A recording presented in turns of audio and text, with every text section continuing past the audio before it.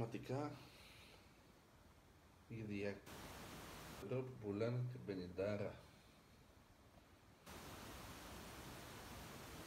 Είναι γνωστή μάρκα πολυκαταστήματος, κυκλοφορούσε και σαν τουρκική.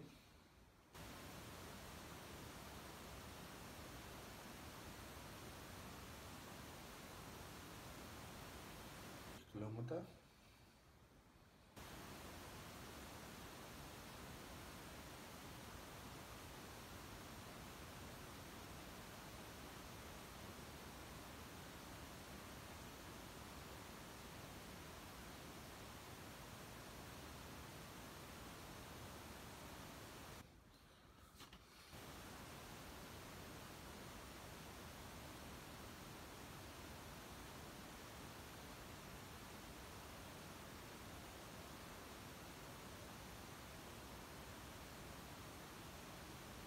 Γιατί τρόμαξα εδώ να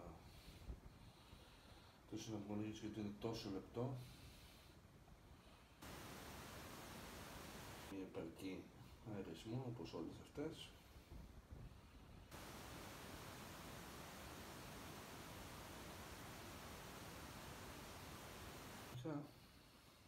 Και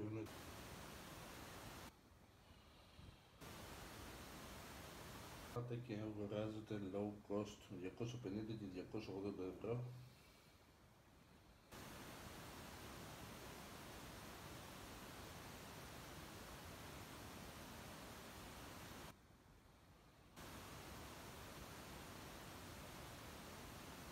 €80